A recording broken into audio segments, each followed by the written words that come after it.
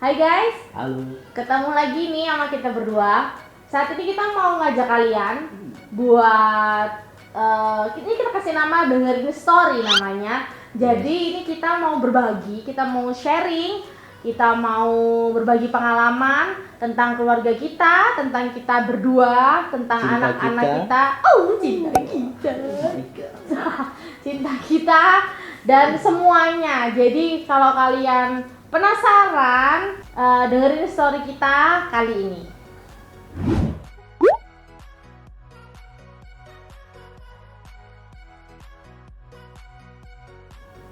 Ya. Awal pacaran, awal kita ketemu Kesus pertama. ya, kesus aja Awal meneh pacaran. pertama kita ketemu itu, jadi gini. Karena dulu aku itu anaknya orang ya cerdas gitu ya mungkin ya. Anaknya orang cerdas berarti bukan. Tapi Berarti enggak bukan ya. dia yang cerdas. Anaknya orang cerdas. Ya. Tolong digarisbawahi guys. Dulu karena aku pinter mungkin ya. Jadi Mungkin. masuk di SMP favorit. SMP Dua-dua. Tutu. Ya, dua-dua. Yes. Pertama kali ketemu aku inget. Kamu masih rambutmu lurus, cupu, pakai poni. Poni, Sarah. Saya lihat itu. Itu Anda ternyata. Ya itu Betul ya nggak sih? maklum. Oh ya, ya saya maklum banget kok. Memang kalau misalkan orang famous, udah bibitnya famous tuh gitu udah diliatin. Kalau saya sih nggak. Aduh, apa ini? Nah, sekarang pertanyaan yang kedua adalah kesan kedua kita pertama ketemu lagi. Jadi saya sih khususnya waktu itu sebenarnya nggak nyangka banget, bahkan nggak ngenalin bahwa itu Nggak adalah ngenalin. temen Sombong saya. amat lu. Pertama kali ketemu lagi itu saya diajakin ke gereja. Waktu itu ada ibadah kenaikan Tuhan Yesus kalau nggak salah. Jadi itu tanggal 21 Mei, saya ingat banget tanggal 21 Mei. Itu saya juga jiwa baru mengenal Tuhan Yesus. Lah kok ternyata saya ketemu sama Jatmiko yang waktu itu sudah melayani Tuhan. Saya kok lihat ini, ya ampun maaf ya Tuhan, ya ampun Tuhan. Apa aku harus bilang ini? Jadi waktu itu saya pertama kali ketemu dia lagi colok-colokin gitarnya, terus dia duduk. Terus saya bilang kayak gini ke mama teman saya. Saya bilang sama mamanya teman saya ini, teman saya ini juga teman dari SMP, jadi ngerti. Jadi temennya saya, temennya. Ya, gitulah Iya. pokoknya. Teman kita bersama waktu SMP. Kalau yang tahu namanya Putri, Kak Putri ya. Itu saya sama mamanya saya sama bilang kayak gini. Mama, itu Mama itu temenku Tama. Loh, yang mana? Itu loh Ma yang main gitar, Ma. Kenapa? Ma, saya kok ganteng. Tuh ya udah. Itu sih. Jelas teman itu. Jadi kesan pertama ku ketemu sama Vika itu waktu di gereja pelayanan. Masya. Masih datang tak lihat, wih, kok ada orang di wajahnya itu penuh dengan kemuliaan. Tapi tak Panas bro, dari luar bro. Tamati, oh ternyata Atau batuknya ya sih penuh dengan kemuliaan. tamat. Karena dari situ saya waktu pelayanan, saudara, di atas mimbar itu sinar kemuliaan turun. Setelah itu saya satu langkah turun dari mimbar, hancur sinar kemuliaan. Ngawur, nggak boleh. Ya itulah, mungkin sudah Tuhan setting untuk saya ketemu sama Vika yang kedua kali. Oh iya, terus ingat sekali sampai sekarang sih dia pakai baju batik warna coklat. Sekarang saya suruh pakai lagi, ternyata tak muat. Gitu ya.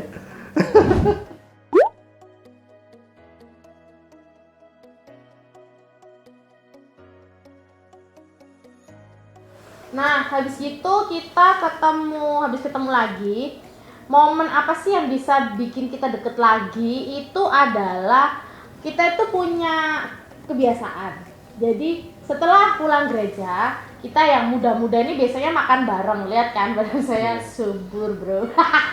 Pernah Di satu kesempatan tuh makannya di bakso Anda, terus waktu itu saya lagi kedatangan datang bulan. Dari makan setelah ibadah, makan di bakso Anda, setelah itu kan saya tahu, saya dikasih tahu sih sebenarnya, dikasih tahu sama Sohib Oki namanya, ada inisiatif, gitu ya kan, belilah namanya Kiranto. Setelah itu Mbaknya bilang apa kamu beli jamu? jadi gini mbaknya, loh mas kok beli Kiranto? Masa? Iya mbak, lagi anyang-anyangin saya. Setelah itu saya kan dapat nih Kirantonya, terus saya jampi-jampi leau molot sikile wae lah. Enggak bener. Enggak. Dari situlah akhirnya dia mulai ada sedikit rasa bergetar di hatinya. Pahit soalnya jamunya bergetar deh, bukannya Iya. getar. Mulai dia ngomong trip apa? SMS ya waktu itu SMS ya waktu itu, oh my god. SMS ya, sedih SMS banget, terima bro. kasih, saya balesi, oh iya, iya makasih ya, oke gitu ya. Kok kepikiran sih beli jamunya? Ya karena itu mungkin dari ilham dari atas ya. Saat itu Berarti ya. kamu udah nggak ilham ngomong dari atas. Kamu Tuhan, kalau nggak ilham ya wahyu lah. Ya jadi waktu beli Kiranto itu sih sebenarnya dari niat hati baik saya gitu ya. Saya tahu bahwa Vika sakit, lagi sakit nih, terus saya beli. Ekspresinya tuh kayak orang muslim. Hah, lagi sakit nih gitu. Enggak, itu kan namanya ilham dan Kamu wahyu kan bersyukur gitu. aku sakit jadi waktu itu. Oke, iya. fine. Tuhan Ya. kasih kamu sakit, saya yang memanfaatkan. Oh itu Jadi ternyata. gitu sih sebenarnya niat baik dulu sih, niat baik gitu. Enggak mungkin itu. Jadi habis minum Kiranto tuh tadi, saya herannya perut saya masih sakit tapi hati saya mulai berdebar-debar. Oh my god. Gitu. Itulah jampinya. Jampi anaknya Gading Martin itu ya. Oh,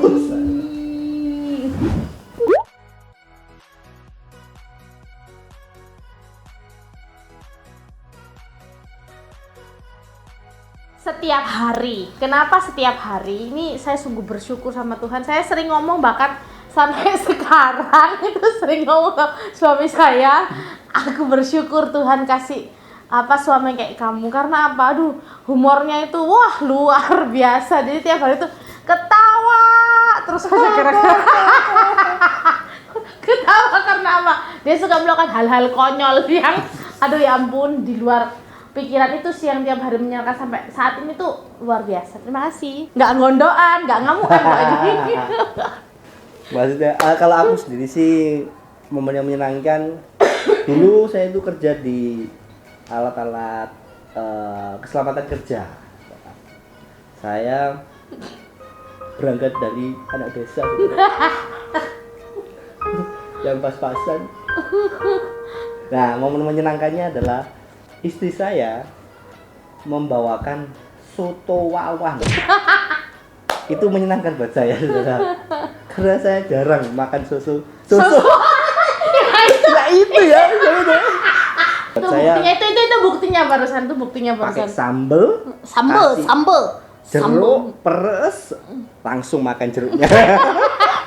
Mantap. Itu adalah momen itu aja Pak. Iya sih. Jadi senengnya karena makanan ya. Ya enak sotonya ya. Bukan karena akunya sotonya. Jangan ya. Orang yang menyenangkan juga mau mengalah karena kalah. Ya itulah.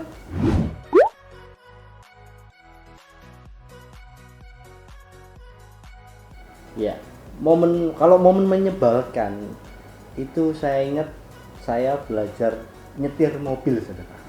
Nah, Enggak, itu enggak belajar wes pintar. Kamu juga iya, pintar. iya, saya tahu saya pintar, saya tahu. Lihat mukanya, nggak mau ngalah. Wah. Enggak, mau menyebalkannya gini. Saya ini kan masih belajar gitu. Enggak, kamu udah pintar kok. Yang menyebalkan itu saya tak ada. Kalau tadi nyetir mobil, saya ini kan kalau nyetir ini kan baru belajar gitu. Fokusnya itu ke depan. Lah samping saya ini ngomel. Awas. Muka saya sudah. Wah, Terus ngomong aja kiri, yo kiri.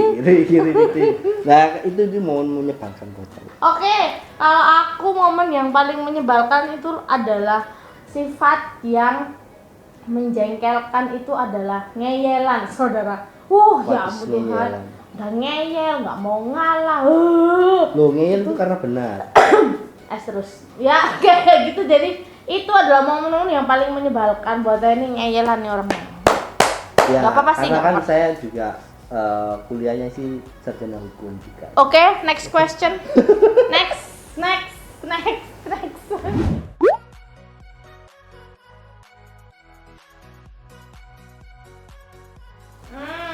Momen menyedihkan buat hubungan kita. Mungkin bukan menyedihkan ya, cuma mungkin saya yang berlebihan, lebay. Jadi nggak usah nangis tak. Gitu aja nangis. Emang Nangis dong, nangis. Saya memang flu saudara. Jadi waktu itu kita kepengen nikah, ya ini emang sudah kewajiban ya. Kepengen nikah, udah pakai duit kita sendiri, semuanya sendiri. Puji Tuhan orang tua kita masih sungguh supportnya luar biasa saudara. Supporter. Sampai akhirnya bisa terwujud, tapi karena duitnya pas-pasan, harus ngejual motor kayak gitu, tabungannya kita udah dipakai semua. Kita sebenarnya pengen punya ini sih, pengen mengabadikan momen pre-wedding kita. Nah itu bahkan buat pre-wedding aja kita nggak punya duit. Itu sih. Ya benar.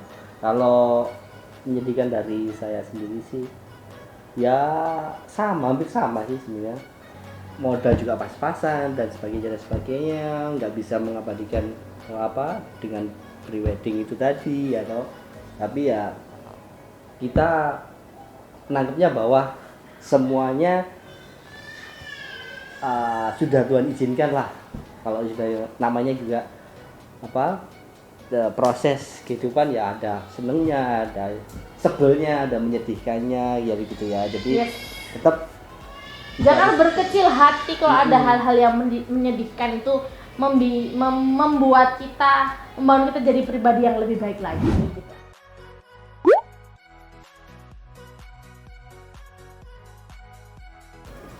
Gimana kita jawabnya bareng? Kenapa Jatmiko? Kenapa Vika?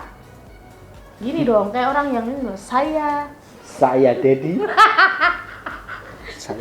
Saya Pitak. Jadi kita dua Dedi Pitak. Jadi kenapa Jatmiko? Kenapa Vika? Karena sudah Tuhan jodohkan. Gampang, kalau sudah jawab. Kalau dia buat saya buat dia itu. Tapi ada juga poin yang kenapa saya pilih Vika. Karena cuma saya yang tahu. Itu jawabannya. Itu dia. Orangnya itu sebenarnya keras sekali. Tahu berlian bro. Itu kan keras saudara, lebih keras sih. Tapi dia mau buat dirimu sendiri tak? Enak ya, banget. tapi kamu mau ngalah. Nah itu yang bikin saya juga tak pikir. Kamu tadi bilang kenapa Jatmiko? Karena Jatmiko tuh bisa bahasa Thailand, bisa bahasa Melayu, bisa bahasa Bali, Bali Wati. Bahasa Thailand. Yes. Apa? Ya kamu ngomong apa? Pengen apa? Aku sih sekarang pengen bakso, boleh nggak? Mulai. Bahasa Malaysia. Bisa. Oh. Bisa aja. Iya, aku percaya kok, aku percaya. Ya gitu. Nah, itu dia perjalanan cita kita dari PDKT. Itu hanya sedikit dari kita. Nanti kalian harus ikutin kita terus, penasaran terus, karena di depan bakalan ada video-video kita yang lain tentang cerita tentang keluarga, tentang akhirnya kita harus mengambil keputusan untuk bayi tabung dan semuanya. Jadi terus ikutin video-video kita di depan dan juga Siapa tahu dari cerita kita bisa kalian ambil yang baik ya toh, bisa mengatasi ketika ada masalah dan sebagainya. Dan jangan lupa suka, komentar, berlangganan, dan tekan loncengnya.